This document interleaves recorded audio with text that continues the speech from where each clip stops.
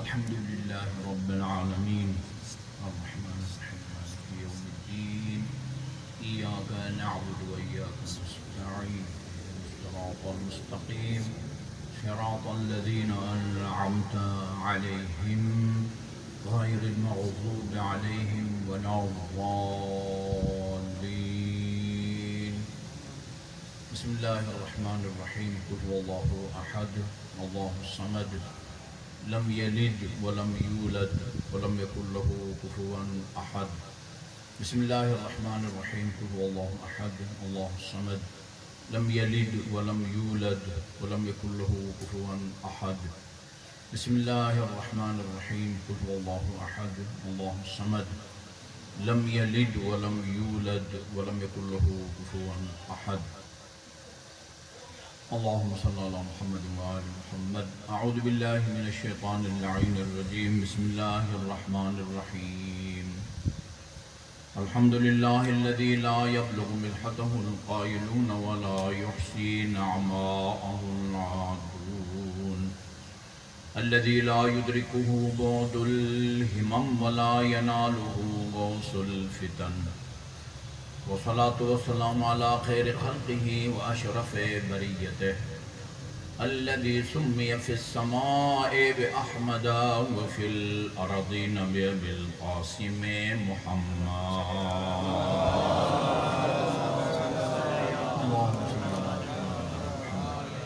وعلى أهل بيته الطيبين الطاهرين الذين أذهب الله عنهم الرجس وطهرهم تطهيرا.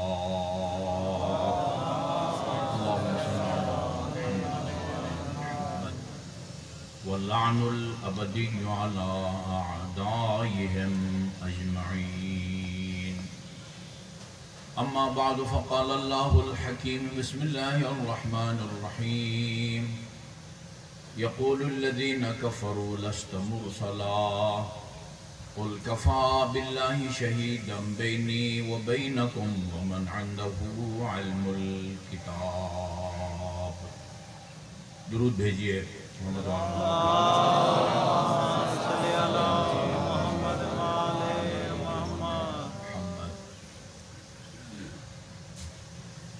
قرآن مجید کی ایک آیت ہے،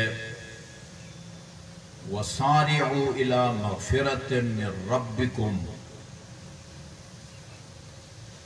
اپنے رب کی مغفرت کے حصول میں جلدی کرو،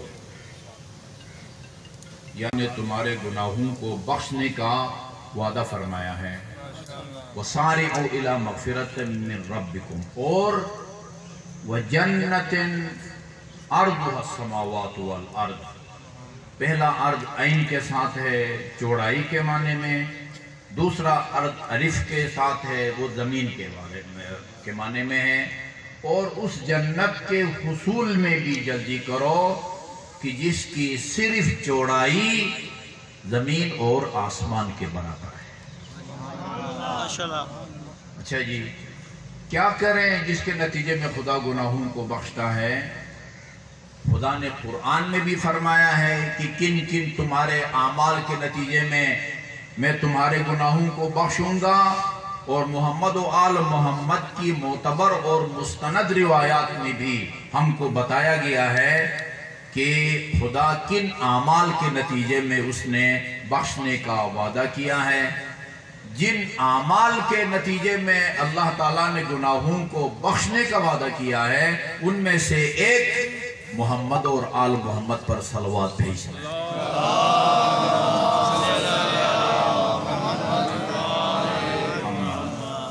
دوسرا بھی عرض کر دوں، دوسرا عمل جو امیر المومنین علیہ السلام نے نہج البلاغہ کے خطبہ نمبر 197 میں ایک عمل کو گناہوں کی مغفرت کا سبب قرار دیا ہے، اور وہ ہے آپ کی 5 وقت کی نماز. آپ یہ نہ سمجھیں کہ 5 وقت کی نماز کے نتیجے میں آپ کا صرف فرض ادا ہوتا ہے.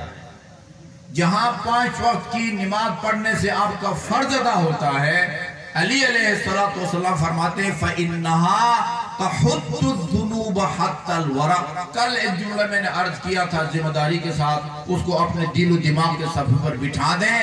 علی کے اقوال بالواسطہ خدا کا قول ہوتا ہے. علی اپنی طرف سے کچھ نہیں کہتا، وہی کچھ کہتا ہے جو رسول خدا سے سنا ہوا ہوتا ہے. اور رسول خدا کے بارے میں خدا خود فرماتا ہے جب تک وحی نہیں ہوتی اس وقت تک میرا حبیب بولتا نہیں ہے. ما ينطق عن الهوى ان هو الا وحی یوحى. اس لیے بڑے اعتماد کے ساتھ ہم کہہ سکتے ہیں کہ علی کا قول بالواسطہ صرف علی نہیں، مہدی موعود سے لے کر علی تک یہ 12 امام جو بات کرتے ہیں بالواسطہ وہ خدا کی بات ہوتی ہے. یہ اپنی طرف سے کچھ بھی نہیں کہتے ہیں. یہ نماز وہ مختصر سا وہ خطبہ ہے، سنا دوں یا نہ سناؤں؟ فرماتے ہیں تعاہد امر الصلاۃ. تعاہد کا مطلب ہوتا خیال رکھو. تعاہد امر الصلاۃ، نماز کا خیال رکھو. وحافظوا علیہا، اس کی پابندی کرو. واستغفروا بہا، وہ کثرت سے پڑھا کرو. ایک تاریخی چھوٹا سا واقعہ یاد آ رہا ہے. جناب مسلم ابن عقیل سفیر حسین کس کے گھر ٹھہرے ہوئے تھے؟ ہانی بن عروہ کے گھر ٹھہرے ہوئے تھے. ابن زیاد کو اس کا پتہ نہیں تھا. اس نے اپنے غلام معقل، اہل سنت کی کتاب ہے الاخبار الطوال، اس کے اندر یہ واقعہ لکھا ہوا ہے. اس نے اپنے غلام معقل کو 1,00,000 درہم دیا. کہا یہ 1,00,000 درہم لگاؤ، سراخ لگاؤ کہ مسلم ابن عقیل کس کے گھر ٹھہرے ہوئے ہیں. اس نے سوچا کہ جب مسلم ابن عقیل ہے تو اس کا تعلق مسجد میں آنے والے جانے والے لوگوں سے ہوگا. وہ کوفہ کی مسجد میں گیا اور وہ ایک بزرگ کو دیکھا کہ وہ نماز پڑھ رہے ہیں. اور بعض روایات میں ہے وہ مسلم بن اوسجہ تھے جو کربلا میں شہید ہوئے. شہداء کربلا میں سے ایک مسلم ابن اوسجہ تھے. کہا کہ اس سے پتہ کرتے ہیں. وہ کہتے ہیں کہ وہ نماز انہوں نے پڑھی، آخری رکعت السلام علیکم ورحمۃ اللہ وبرکاتہ، پھر کھڑے ہو کے دوسری نماز کی وہ نیت کی. پھر کہاں چلیں؟ جب دوسری نماز ختم ہو جائے جلدی جا کے ان کے بارے میں وہ دریافت کروں گا. دوسری نماز پڑھنے کے بعد پھر تیسری کے لیے پھر نیت باندھی تو وہ ابن زیاد کا غلام کہتا ہے قلت فی نفسی، یکی بعد دیگری نمازیں پڑھتے ہوئے میں نے دل میں سوچا یقیناً یہ کوئی شیعہ ہوگا. قلت فی نفسی انہو، یہ الاخبار الطوال کے اندر لکھا ہوا ہے. اور ہمارے معاشرے میں مذاق اڑایا جاتا ہے نمازی کا، کہتے ہیں مسیح توڑ. میں نے ابھی چند دن پہلے ایک بندے خدا کی وہ تقریر سنی ہے. کہا میں نے پورے قرآن کو چھانا ہے.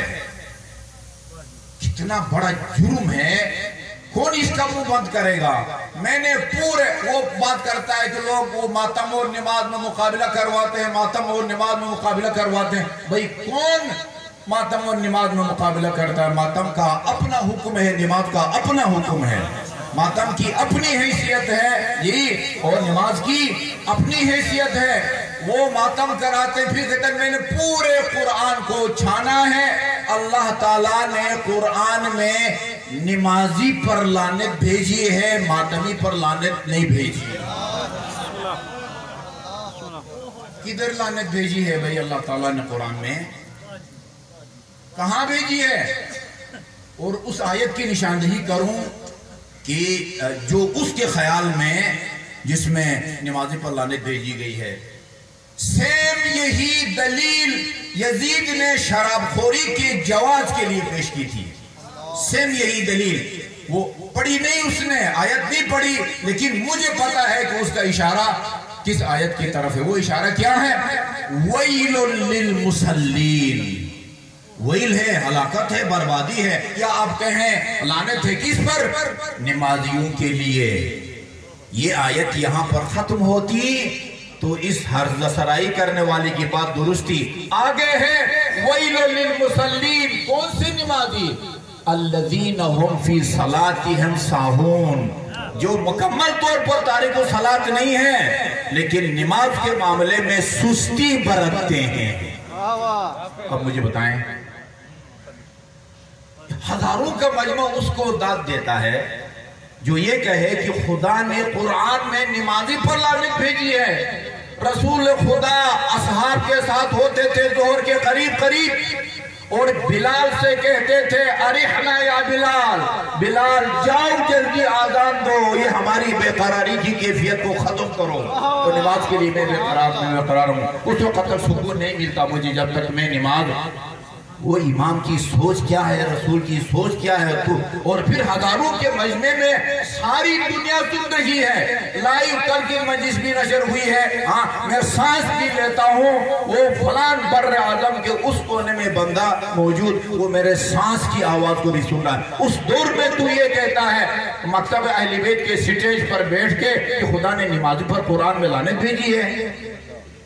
علامہ علی نقوی نے ایک کتاب لکھی ہے شہید انسانیت، اس کو پڑھیے، واقعہ کربلا کا پس منظر انہوں نے لکھا ہے شہید انسانیت۔ اس کے اندر یزید کی طرف یہ منسوب شعر لکھا ہے، یزید نے کہا ما قال ربک ویل للشاربین، تیرے رب نے قرآن میں کہیں بھی یہ نہیں فرمایا کہ شاربین یعنی شراب خور کے لیے ویل ہے، ہلاکت ہے یا وہ لعنت ہے، بل قال ربک ویل للمصلین، اور تیرے رب نے تو کہا ہے مصلی یعنی نماز گزار پر ویل ہو۔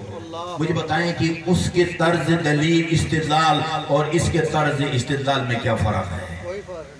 وہ شراب خوری کے جواز کے طور پر اس ویل للمصلی کو پیش کرتا ہے اور یہ بندے خدا نماز کے خلاف اس کو پیش کرتا ہے۔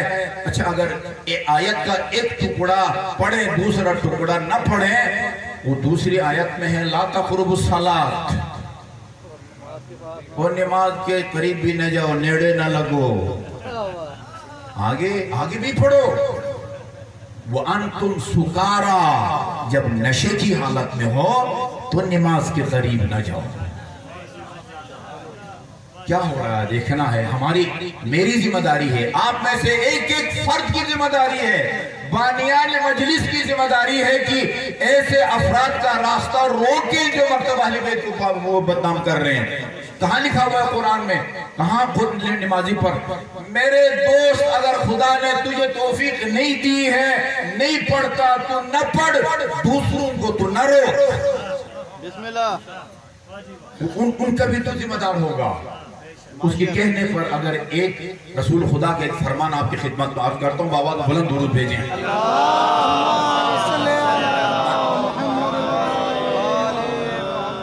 فرمایا لا یتکرم الرجل بکلمت حق اخذت بها الا وله اجر من عمل بها۔ کوئی بھی بندے خدا جو سٹیج پر آ کے علامہ کے نام سے، حجت الاسلام کے نام سے، ذاکر کے نام سے، فلان کے نام سے، فلان کے نام سے آ کے کوئی حق کی بات کرے، حق کی بات کہاں سے ملے گی؟ یا قرآن سے ملے گی یا اہل بیت سے ملے گی۔ جس کی بات قرآن اور اہل بیت کے مطابق ہو اخذت بها، اور مجمع اس حق کی بات کو لے کر عمل کرے، جتنا اجر اور ثواب یہ عمل کرنے والے مجمع کو ملتا ہے، اتنا ہی اجر اور ثواب حق کی بات کرنے والے خطیب کو بھی ملتا ہے۔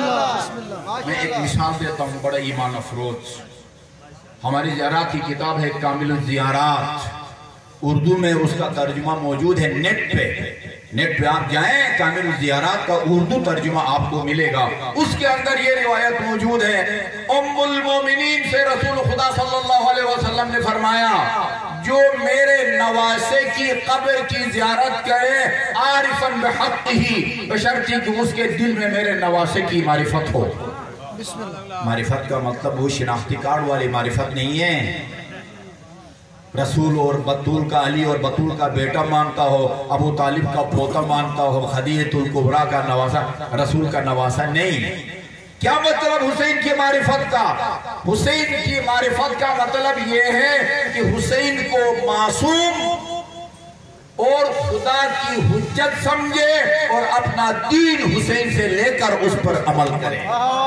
इसको कहते हैं मारिफत। अगर कोई कहता है मैं पंजितन पाक का मानने वाला हूं लेकिन अपना दीन पंजितन से नहीं लेता, वो अपने आप को भी धोखा दे रहा है और आपको भी धोखा दे रहा है। माशाअल्लाह। आरिफन बिहक़्क़िही, हुसैन को अपना, सद्दाम की भी तस्वीरें बनी हुई हैं। नवासाई पैगंबर के कब्र के सामने सीने पर हाथ रख के सलाम कर रहा है और अभी भी आप जाके देखें सद्दाम के हुक्म से जो गोलियां बरसाई गई हैं उनके निशान अभी तक हरम इमाम हुसैन की दीवार पर मौजूद है। उन्होंने रिकॉर्ड के तौर पर रखा हुआ है कलाशकोव की गोलियों के निशान। वो कह सकता है कि मैं इमाम हुसैन का गवार हूँ, जो उनके जरी को निशाना बनाता है, उनके हरम को निशाना बनाता है। आरिफन बिहक़्क़िही, उसको कितना अजर मिलेगा?